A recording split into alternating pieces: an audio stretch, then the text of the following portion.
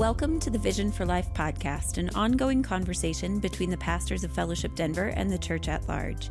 Each week, we talk about life, faith, the Bible, and how to follow Jesus as we go about our daily lives. I'm Autumn, host of the Vision for Life podcast, and some friends, Stuart and Jenny, are joining me on the podcast today. Welcome. I'm so glad you're here. Thanks for having us. This is wonderful. This is great. We are continuing a series of conversations. So today is one of a set of episodes in which we're talking about love of neighbor and vulnerable populations in our Denver metro area and how it is that the family of God is called to actively love those people. And Stuart and Jenny currently work with refugees in the Denver metro area and live in our local context. And so today we are talking about refugees specifically. But before we begin talking about refugees in Denver and that reality and that part of your work and life, would you just fill us in on some of your background so we can get to know you a little bit?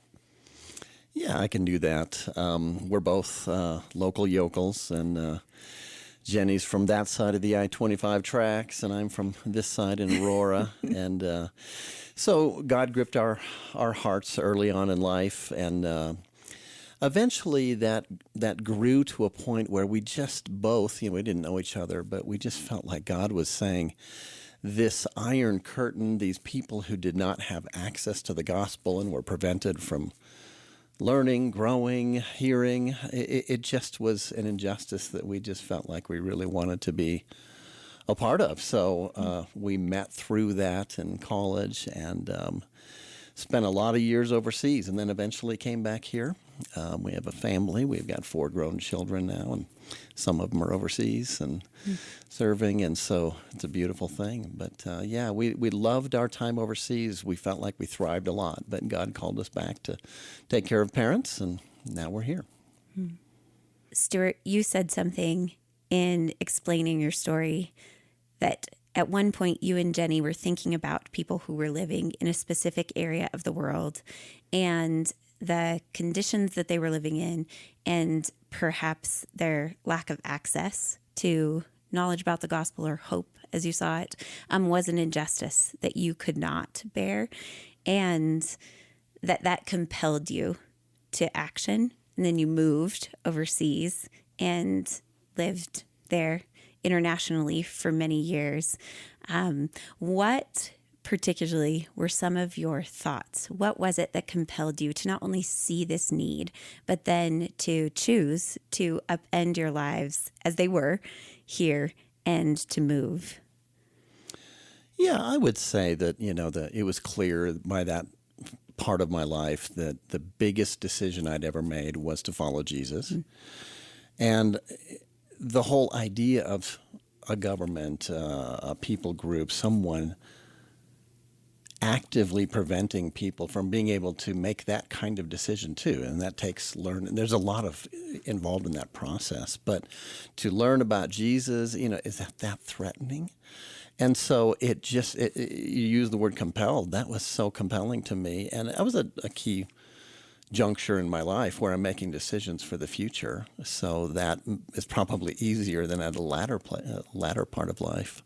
But yeah, that's what compelled me, and so made that decision to say I will go overseas and I will serve there. I'll just add that I think scripturally there were some things that really gripped me. One is the place where it says, "To whom much has been given, much is required," and a growing awareness of how much I'd been given in access to the gospel and knowing Christ. At the same time, the Great Commission, some people may know what that is or maybe not, I don't know, but it's that idea of Jesus after he'd raised from the dead and he was commissioning his disciples, this is what I want you to do. And he said, go into all the world and make disciples of all nations, teaching them to obey all that I have commanded you. And so I think it just kind of, for us, there was a sense of why not, in all honesty? There's people who have this need, and what is preventing us? Rather than, is God calling us, it was more of is God not calling us? This seems like it's a call to everybody, and maybe we need a stronger call to stay than to go. Yeah, that commission really is for all followers of Jesus, his disciples, Yeah. who he sent out particularly then, and for the church, who are his disciples now. Yes. The theological underpinning of these conversations that we've drawn through each of them is this concept of love of neighbor, that in the Old Testament, this was a central theme in the law that Jesus focuses on in his own teaching. He says that love of God and love of neighbor is the summation of the law, and that he himself modeled that and fulfilled the law. And his teaching in the New Testament about loving neighbor was illustrated, particularly in a way we've in past episodes talked about the Good Samaritan story, and how in Jesus' teaching and in the story of the Good Samaritan, love of neighbor is a type of love that is active and sacrificial and isn't bound by the barriers that we so often feel or maybe even place on ourselves due to culture or because of our own comfort. And what you said, Jenny, about, well, maybe this is something that we're not being prevented from doing. I think it's an interesting way to consider that component of active love and how the gospel compels us to take those steps, because sometimes it's easier to remain in comfort and to wait for a clear call when actually there is nothing preventing us from loving neighbor. Absolutely. In that way. What do you see as some particular parallels and insights that we as modern readers are confronted with because of this expectation Jesus sets up for his followers? So maybe in that, what are some of the actual barriers, whether external or internal, that might prevent us, just modern Americans, from actively caring for vulnerable people? And in this case, in our discussion today, from refugees. Yeah, great question. In terms of the parallels, just scripturally, the quartet of the vulnerable that you've talked about in past podcasts, which has been great, and that is, the widow, the orphan, the foreigner, and the poor. And I think when we just look at it, I think one of the things I'm amazed is how much God talks about that in the Old Testament. But some of the ways he talks about it is that they did it so poorly. And in fact, some of the major judgments against Israel was because they were not taking care of those four vulnerable people groups, so to speak. And I just think there's some parallels in terms of, we as the church, are we actively stepping in and doing what the Lord has called us to? And in particular, we're talking about the foreigner amongst us right now, right? One of those four. And the Old Testament term for that is ger, and it essentially means vulnerable foreigner. It was, just for a little clarification, there's places in the Old Testament that talk about the foreigner, don't follow their gods, kind of a warning of don't engage with the foreigner. But that had to do with don't engage in a way of following their gods, their idols. They're going to lead you astray. But there's so many that talk about the ger, the vulnerable foreigner amongst you, and how Israel was supposed to take care of them. And a lot of times they didn't do it well. So that's a parallel that sometimes I think we as the church, sometimes I think the Lord's rebuking us because this is something he's called us into. But the other thing is, I think when we go back to that Good Samaritan story, which is so powerful, I think you've touched on it through all of this, right? It was shocking because Jesus was asking them to step into something that they would not normally do. This was the other, right? And the powerful thing in that, I think it still shocks me. I mean, the question, the beginning of it was, what must I do to inherit eternal life? And he didn't say, pray the sinner's prayer. Mm-hmm. It kind of racks you a little bit, right? Like, what in the world? And then it's, love God, love neighbor as yourself. And at the very end, after he says the whole story, where the hero of the story is the Samaritan, right? Mm-hmm. The other, the one who should not be the hero, who should not be teaching the lesson. The Jew should be teaching the lesson of how to love God and love neighbor. No, it's the Samaritan. And he says, who's the neighbor? And he says, the one who shows mercy. And he says, go and do likewise. Mm-hmm. Show mercy to the other. And so I think that's the parallel, is we don't that shocks us. We want to show mercy to our friends and our family and people who are easy, but not to the other, whatever, however you define that. I think your other question was kind of what's the barriers? Is that what it is? Yeah. Yeah. What might those, so it seems so clear that as we discuss this week after week, that is what Jesus was saying. So what do we run into in that? What makes it difficult?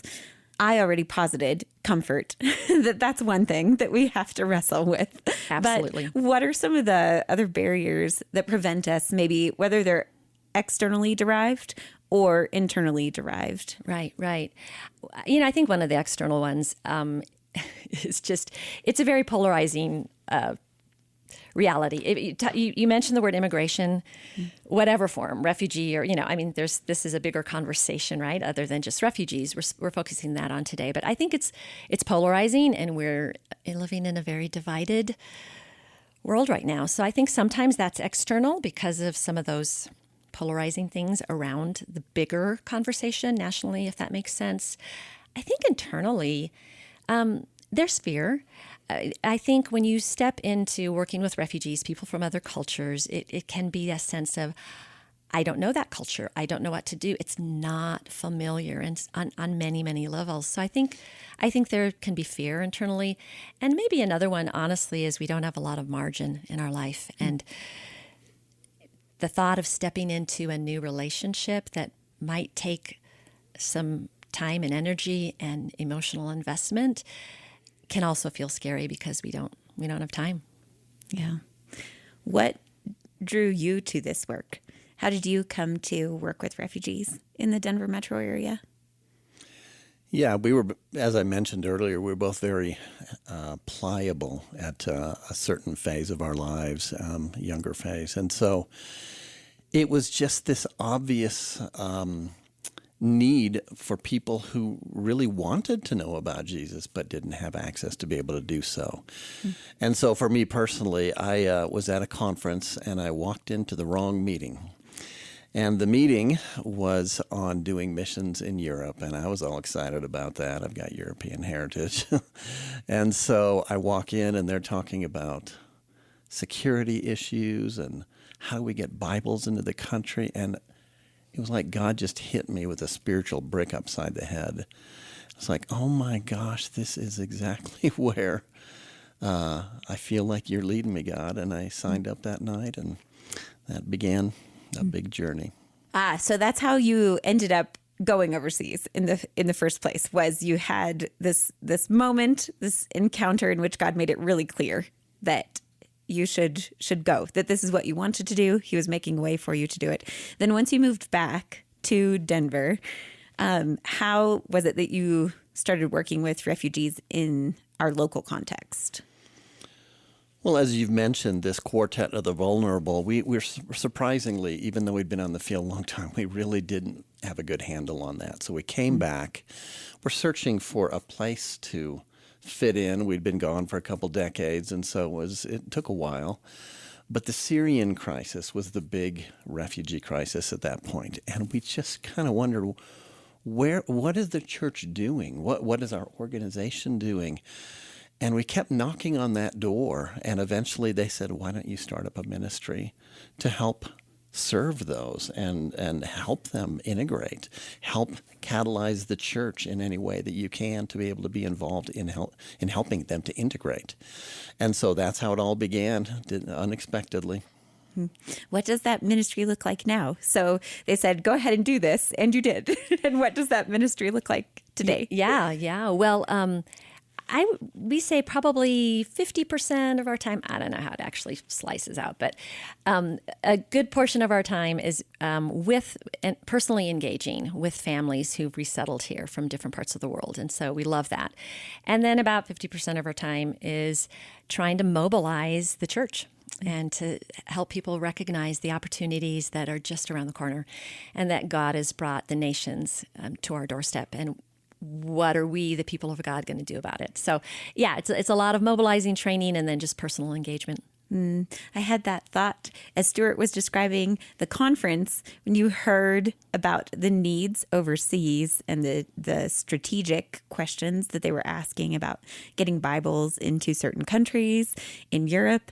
And then what you just mentioned, Jenny, about the nations are coming to us. I had that thought even as you were describing that, Stuart. Now you are back here, and it's true that via refugees and immigrants in our local context, the nations are here and coming to us. Yeah. So as you do this work right now, spending time with refugees, working to mobilize the church, what are you finding is your personal experience in that work? So what sustains you as you do this work? What are you enjoying? What are some of the difficulties that you're facing? Oh yeah, you just asked three different great questions because it's all of it, right? It's difficulty, it's incredible joy, All woven together. all together. Yeah, I mean, I think the sustaining piece for me is definitely Is it too simple to say Jesus? No. Is that the Sunday school answer? That, yeah, Jesus. My need for him, and I've really grown in my relationship with Christ through this from a variety of reasons. One, I feel like I'm getting in touch with the heart of God in ways that I haven't before. And this will go back to it, the quartet of the vulnerable, the people that, God doesn't have favorites. Kinda. I mean, I don't know. He sure seems to talk about them a lot. If he did have favorites, if I were to say, who are God's favorites? I would say I think it's the widow, the foreigner, the orphan, and the poor, and then I'd throw in children. Yeah. I think so metaphorically, it seems that they are, I think the term is near to God's heart. Yeah. And so as I draw, I love that, what you just said. As I draw near to them, I am also drawing near to his heart. And so he's sustaining, there's so many things that are joyful in it, but I think also just a sense of not only getting in touch with his heart, but getting in touch with his purpose. And so this series is about, loving neighbor, and that's part of the great commandment, right? Love God, love neighbor as self. But it's in conjunction with the Great Commission that we've already brought up, right? Yeah. It's a both and it's like this is God's heart and this is God's purpose, and it's intertwined in the fact that he's, again, brought the nations here, and we don't have to get on a plane. I mean, I'm still all for sending people on planes to go to different places and be all a part of living out the gospel, but they're right here, and everybody can be a missionary. You're right. It is absolutely paired. So this idea of love of neighbor is coupled with the Great Commission as well. I think that's illustrated in the story in which Jesus looked at the people who had gathered. He and his disciples were attempting to withdraw. The crowd followed them, and he looked at the people and had compassion on them. But he had compassion on them because they were lost, because they didn't have a shepherd or a leader. And so in this sense, the love of neighbor is active compassion. And the Great Commission is that. It's compassion and action in active love and action in sharing Jesus and sharing the gospel. Absolutely. Let's talk some about refugees, just to get a sense of the people who you are working with and what the reality is for the people who are refugees in America and in Denver particularly. And you mentioned, Jenny, I think earlier in our conversation already, some of these questions are so big that we really are just barely scratching the surface here in this conversation. And I imagine some of this is also what you help people grasp on in some of the other ways in which you teach. So when you connect with churches and offer information to them, that maybe there's an opportunity in those types of settings for people to hear more, to be more informed on some of these issues. But for today's conversation, to set the stage a little bit, let's go ahead and just scratch the surface and talk about refugees so we can gain a sense of who the people are when we say there is this vulnerable population who are our neighbors, who live here alongside us. Then I want to ask some of those questions. Who are they and where do they come from? So to that first one, who are refugees. So can you give us kind of a sense of what this process of destabilization and having to leave their homeland and then seek safety in a foreign country, what does that entail? Well, that is a huge question, or series of questions. And okay, let's imagine in some country, we've got good examples right in front of us right now with Ukraine and recently with Afghanistan. There's destabilization that happens. It's war, it's violence. People have to flee. So in our world today, and again, these statistics change. They're changing right now with Ukraine. But in general, there's about 85 to 90 million people that have had to flee their home. Now, That's massive. It's massive overwhelming. Number. Yeah, I mean those numbers they're hard to get a grip on. But when they flee, they may go to another part of the country. Let's say, one part of Ukraine to another part of Ukraine, or lots of people are in hiding in Afghanistan. They go from place to place right now. So they're IDPs. They are internally displaced people, and they're let's say approximately 60 to 65 million. Are those of the 85, these people who have fled.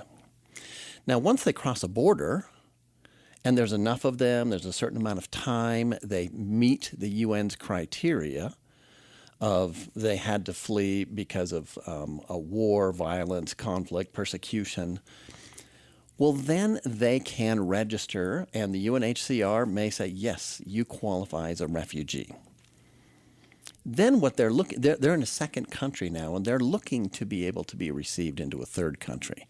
Now, question for you, Autumn, do you have any idea what percentage of those people, that 26 million or more now with Ukraine, ever make it to a third country to resettle and build their lives? Any idea?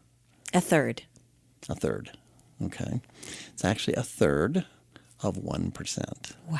That actually make it to another destination. That includes all that are coming to the States, to Europe, to Australia, all the countries that bring them in. And actually, the countries that have the bulk of these people are oftentimes poorer countries. If you're fleeing from Eritrea and you go to Ethiopia, well, it's not a great situation. So Ukraine is a little bit of an anomaly because they're fleeing to Europe. That's different.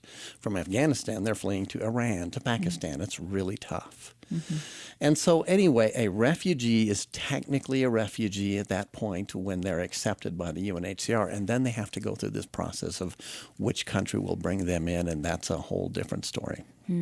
So the number that you gave us first, the 85 million to 90 million, that's the total estimate of maybe displaced persons who have had to leave their homes. Yes. And then that very small number, 1/3 of 1%, are people who are actually granted refugee status.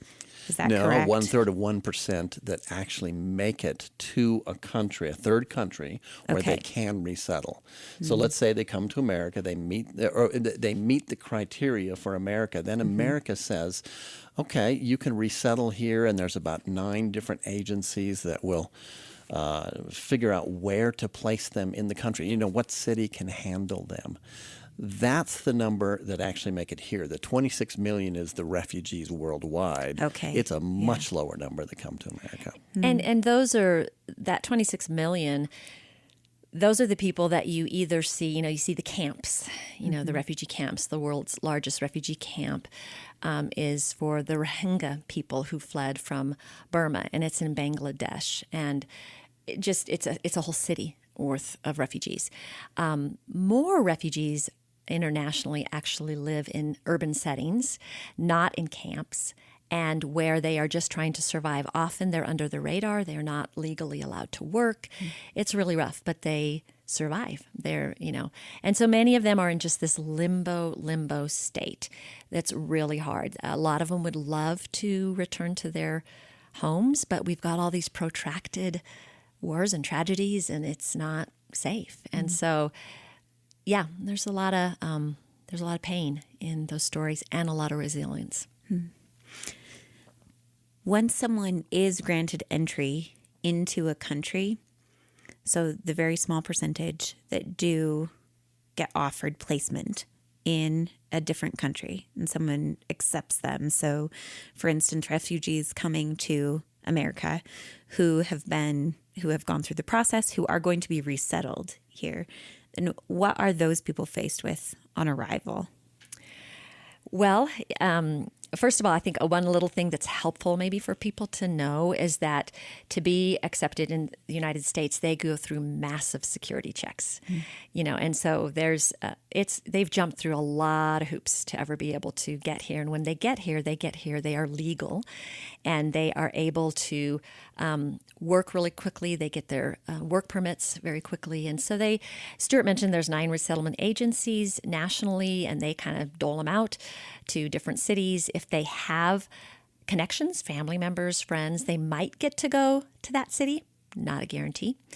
And there are first of all, housing, right? They need to find housing. So the resettlement agencies really, the first 6 months, they're very engaged with them, helping them find housing, helping kids get registered and into schools, helping adults who don't know English get into some English classes, and finding a job. Most refugees, the kind of financial support they have from the government, apart from food stamps and like Medicaid, they can keep that until, just like anybody here, gets to a higher income level where they can't have those anymore.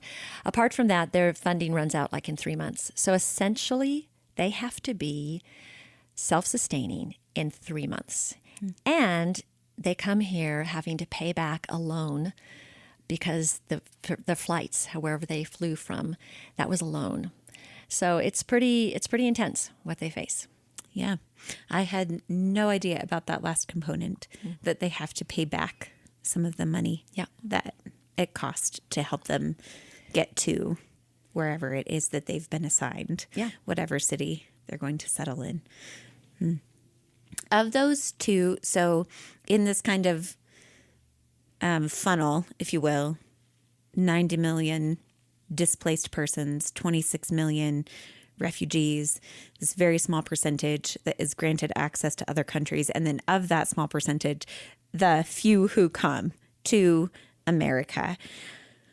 Are those people, so for instance, the refugees in our local context, mostly, as you mentioned, Jenny, in that last one where they've come through official channels, or you also mentioned this other kind of category of people who might live in a place where so maybe this applies to, I'm not sure, immigrants more, but where they live in a place where they don't have official placement and therefore may not have the same services available. Do we have both? Do we have people in both of those groups who live in our local context? We absolutely do. So now specifically talking about refugees, they come, they have that status. The agencies can help them with those. The people who come here and are seeking asylum, whether that's because they came on a flight, they got here somehow with a visa, and then they're scared to go back. They can't. Yes. They're fearful of some kind of persecution, or they're coming from our southern border and they're saying the violence, is awful. They have anybody who comes to our shores and steps on our land has the right to request asylum. Now, whether the U.S. gives asylum or not, that's another whole process, right? But they have a legal right. And those people, while they're waiting to find out, they have a court case and they have to prove, why they should be granted asylum. That process of waiting, which can take months or years, they don't qualify for any of those services. Right.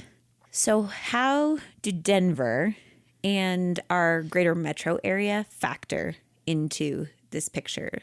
So where do refugees who do end up settling in Denver, where do they primarily come from? And do you have a sense of about how many refugees live in our Denver metro area? Yeah, again, it's a complicated question because a refugee is a refugee until they resettle in our, let's say, in Aurora, where there are a lot of refugees who resettle, or maybe Thornton. But once they get their documentation, they get their work permit, they get their Social Security number, they may not have their citizenship yet. They'll be seeking it, but they're no longer a refugee. They are now, let's just call them a newcomer. So as far as numbers of refugees who have come to Colorado, there's this general estimate of about 60,000 have come to Colorado since 1980. But again, with a caveat of they're not still a refugee. Now, the countries they come from, if we take the last decade, you've got Burma, you've got the DRC, the Congo, basically, Ukraine, and that doesn't mean the recent Ukraine. This conflict started in 2014, and so people came from there, obviously Afghanistan, Iraq. If we go back a couple of decades, there were a lot from Somalia, from Ethiopia, from Eritrea. So they're from a lot of places coming to our state. I would love to dwell on questions about the part of this that is just data and information about people who live in our local context, about refugees, and about people who maybe, as you mentioned, Stuart, came as refugees and now are living in our city, in the greater Denver metro area, but still undoubtedly, even though they may not officially have this refugee status, even though they are no longer connected to governmental agencies or to other services that are offered to them, I'm positive that this transition contains still so many hurdles for them. So we'll shift a little bit from talking about the data to just what is the reality for our neighbors who are refugees who have come from different places due to persecution or destabilization, war. In our previous conversations in this series, we've identified some demographic and cultural realities about Denver that are challenging for vulnerable families and populations who already exist here. So who probably don't have this also the added difficulty of cross-cultural communication and not only learning a new language, but engaging a new culture and figuring out complicated systems in a new place. And so some of those realities that we've brought up, I want to mention them again and then ask how it is that refugees in particular are affected by these realities about our Denver context. So we've said Denver is a very expensive place to live. Really? At the moment. Yeah, I think that I'm not informing anyone of something new here. But Denver's an expensive place to live. One of the most expensive cities in America at the moment in terms of housing, particularly. Denver's population is mostly white, mostly middle and upper class. And Denver's ethos tends to be very individualistic, and Denver attracts people who often just come because they want to recreate or come because they want to refashion themselves without the trappings of family or tradition or the place they've come from. And also, Denver ranks consistently as a lonely or isolated, socially isolating place to live. And so as we've talked about those realities and asking how those realities affect our vulnerable neighbors in ways that we probably don't experience in the same way, how do those realities affect our refugee neighbors? Well, I'll just start with one of those. That's a big consortium of issues for them to face. Mm-hmm. But with housing, we have the federal government gives a certain amount of money to a refugee family. And has traditionally been regardless of where they resettle. So if they're coming to Denver and they get a certain amount, they're going to have a tough time. It's really 3 months maybe that they can only survive because they're paying $1,500 to $2,000 a month for a couple bedroom apartment. If you go to Nebraska, you're paying $600 a month. That's a big difference, and so there's inequities there. It's just difficult. It's just a difficulty that they face. There's probably more work here than in Nebraska or in another scenario. So it's just a challenging issue. That's one of those that you mentioned. I can piggyback on that with some of the other things you mentioned if you want. I think that part about that, how did you put it? Denverites are individualistic and they don't necessarily want the trappings. Isn't that how you put it? Trappings of family and tradition, right? Yeah. I just need to sit with that for a minute. But wow, I think a lot of these people come from cultures where family and tradition means everything to them. Mm-hmm. And so it's a rude awakening, and I mean rude. And they can feel that Americans can sometimes be rude. And one of the ways that gets played out is between first generation and second generation immigrants, not refugees in particular, but I think just a lot of immigrants, where because family and tradition is valued, elders are respected, all of those. When we talk about family with our Afghan friends, they mean not just nuclear family. In fact, they don't understand the concept of nuclear family. Oh, that's just you, your spouse, your kids.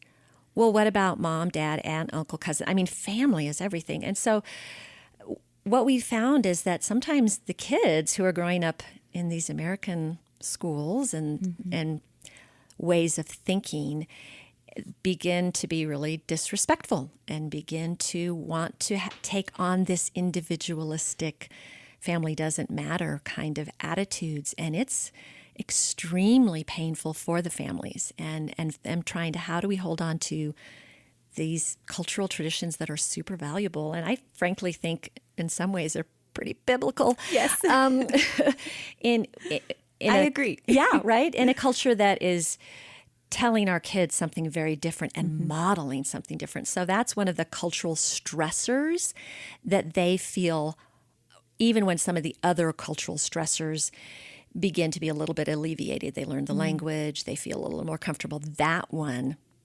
continues for years. Yeah, that's such an interesting dynamic. That's true. Some of the acclimation may ease some of the stressors they feel initially, and that one probably only increases. Yeah. Yes. As exactly. their children live in an American, and particularly in Denver, in our socially progressive city. Right. Right. And that loneliness piece you talked about too. I just think they're lonely. They're lonely as well. And I could just share just a little bit of story of how the impact we can make when we step in to some of their loneliness, and especially when we can do that in the name of Jesus. Dear friend who came several years ago from Burma, and Stuart and I and another couple became cultural mentors through one of the resettlement agencies for their family. And we were getting to know her, and somewhere around month 4, maybe, or 5, I'm sitting in her little apartment, sitting on the bed bug infested carpet, in this dingy place. Oh my goodness, Denver has slumlords, let me tell you. But just enjoying her wonderful food and hospitality. And in the back of the room is her TV, which was always on, and it's the news, and it's about Syria. And so she looks at me in her broken English and says, Jenny, they talk Syria, they talk Iraq. And I said, but nobody's talking about your people, right? She said, yeah, why? And her people are the Rohingya people. And if you just, look them up, anyway, you'll be appalled. So I said, yeah, my friend, many people don't know about it. And when we got your name on, and your husband's name on this piece of paper, and it said you were Rohingya, we didn't know. And so before we met you, I came home one day and Stuart had done research and about your people, and he started telling me, and Stuart started to cry. And she said, Stuart cried. And I said, yeah, my friend, because what your people have been through is so horrific. They're Muslims who have been persecuted by the Buddhist government in Burma. And in really terrible, terrible ways. Oh, the atrocities are horrific. In the last couple of years, it's become a little bit more aware, an awareness in the U.S., but this was like 5 years ago. And so then this strong, resilient woman, she has a sixth grade education, but speaks 5 languages, is brilliant, so strong. She puts her face in her hands and starts weeping and said, Jenny, it is so hard here. I'm so far from my family. My English is bad. I don't understand America. I'm not getting the help from the local community, meaning her Burmese community, like I thought. And then she stopped and she said, only you and Stuart, only Doug and Carrie, only Christians help. And before she had moved to America, she'd never met a Christian, and her thoughts about Christians weren't particularly positive. And we've had just beautiful conversations as I've stepped into that loneliness, but in that vulnerable place when they're new. You know, there's a lot of people in Denver who are lonely. I wonder if one of the solutions to our own personal loneliness is stepping into somebody else's, and stepping into the loneliness of somebody who has come from another country and doesn't understand I think it's a beautiful invitation. And who actually are so eager to receive friendship. Right. And to open themselves up to your presence and your involvement in their life and your help. Exactly. And your input. Yeah, it's pretty powerful. You know, Autumn, what you just mentioned in that story right there is one of the big things that we as Americans can do for refugees. You know, we tend to do more surface level things. Let's set up their apartment. Let's get some furniture for them. Let's pots and pans, things that they might need. But the reality is what they need most is friendship with someone outside of their own culture. There was a study done here in Denver a few years ago called the RISE study. You can look it up. But it was simply saying, what is the most effective thing that a refugee needs or an immigrant to our country to be able to integrate well and successfully? And what they found is that critical piece of having a friendship, just like the gal we just mentioned, with someone outside of their culture. I have friends right now who are they've come from Afghanistan. They're working together at a company. It's great, but they're speaking in their own language the whole time. They're not learning from. They're not interacting as much as they could be with other people. And so, we're a part of a cultural mentoring team for them, which is great. And we're very glad we're doing that. But if they didn't have that, they wouldn't have any access or any connection to be able to integrate well and successfully. And even a safe place to just ask questions. Really, I think about how we process things with friends and how high that need is when you're in a new place and trying to learn. And so in the story about your friend, Jenny, just someone who is not only present, but probably present in a way that is accessible. Someone who you can ask questions to and turn to with needs, not just practical needs, though, as you were saying, Stuart, but really emotional needs and relational needs. Absolutely. I think that some of those emotional and relational needs, certainly kind of in their going through their own trauma or the adjustment, but some of it is they have the need to serve others themselves. They have the need to give and not just be a recipient. The dignity, right, of who we are as image bearers, they need to be able to express that. And when all we're doing is, like Stuart said, bringing pots and pans and not engaging in friendship, then they can't have that reciprocity. But in relationship, you know, the things that I've received have been incredible.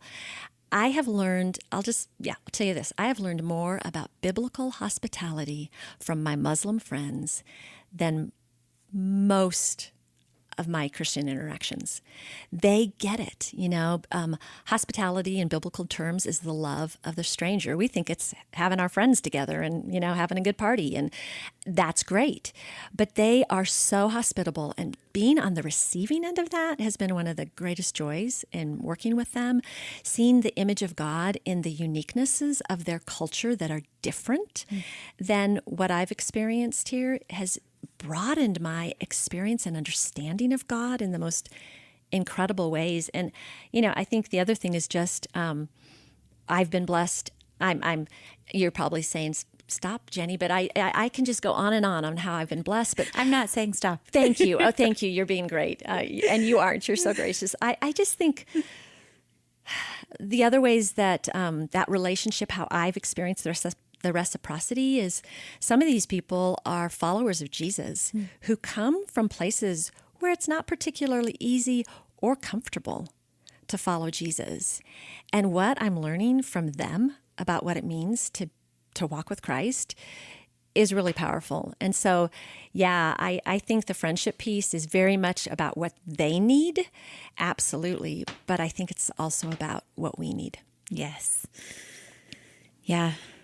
I want to land on this concept, this aspect of relationship and connection and community, and return to an idea that we brought up at the beginning of the episode, and that is the clear call to the family of God to actively and sacrificially love our neighbors.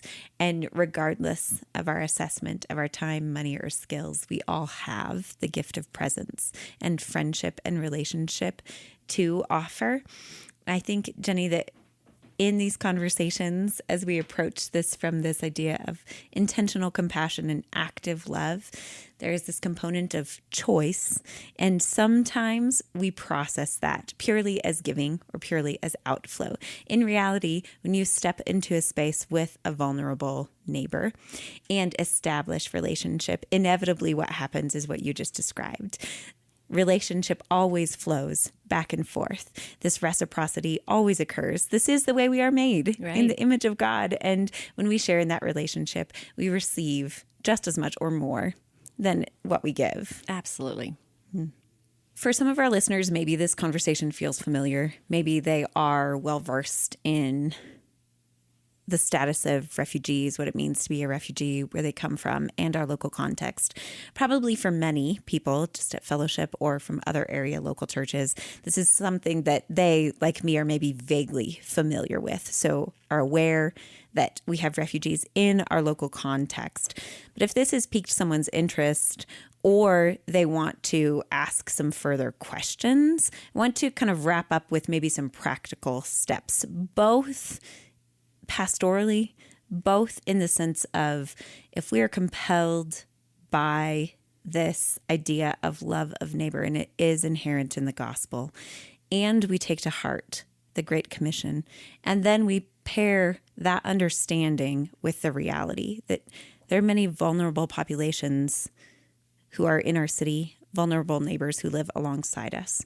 One of those groups are refugees, and in the biblical conception, that term, as you mentioned, is the foreigner who live here among us, and that we are really truly compelled as the family of God to actively love them well. Right. So if someone is thinking through that, connecting the dots here, I want to end with some ways that someone could think about this more, could contemplate how it is that they could be involved if they're interested in it, then maybe just some steps that they could take. So how can we go about loving our neighbors well, particularly our refugee neighbors?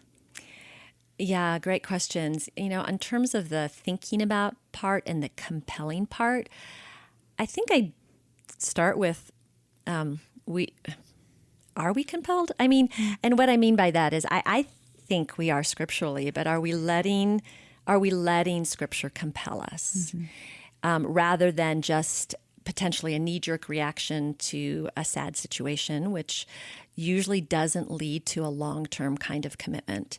Like, you know, people were all about helping Afghans for about 3 or 4 months, and then it just kind of fell off the radar, right? And so I really want to encourage people to wrestle with Scripture.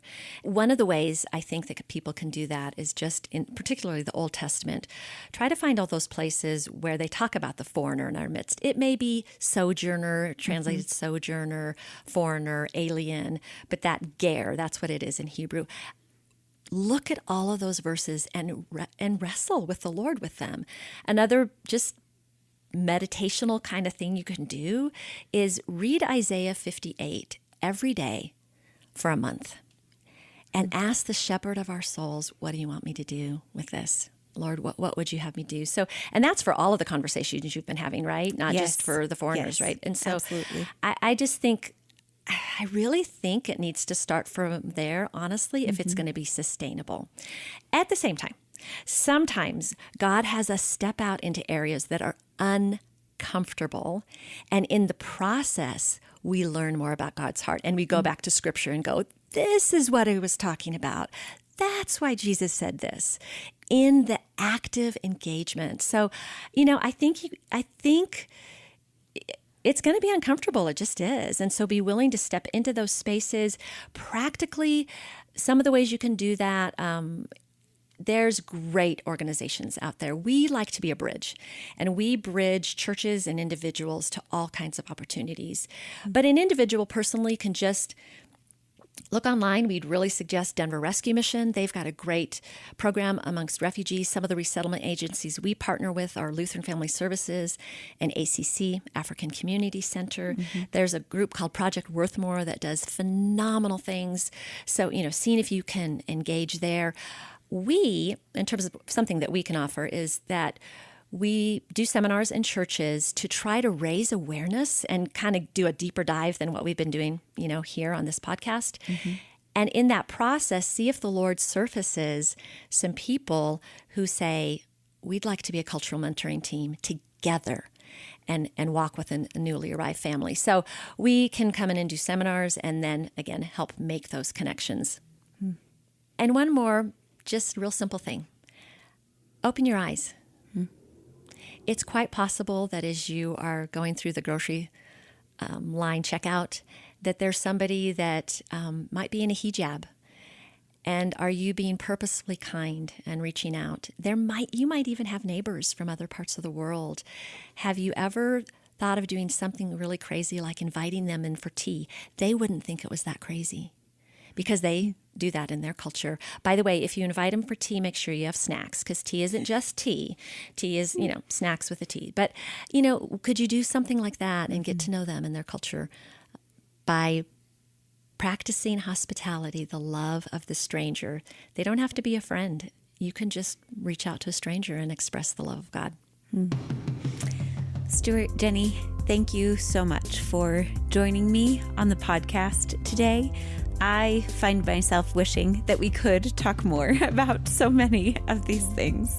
If you have that sense of, I do want to learn more than some of the resources Jenny just mentioned, we will link to those particular organizations. If you're interested in contacting Stuart and Jenny specifically, you can send a request to me, Autumn, at podcast@fellowshipdenver.org, and I would be glad to connect you to them personally. As always, if you have questions, comments, suggestions, something you would like to hear us discuss on a future episode, you can send all of that anytime to podcast@fellowshipdenver.org. Thanks for joining us on the Vision for Life podcast. Special thanks to Adam Englund for our theme music, to Jesse Cowan, our producer, and to Judd Connell, who provides transcription for these episodes.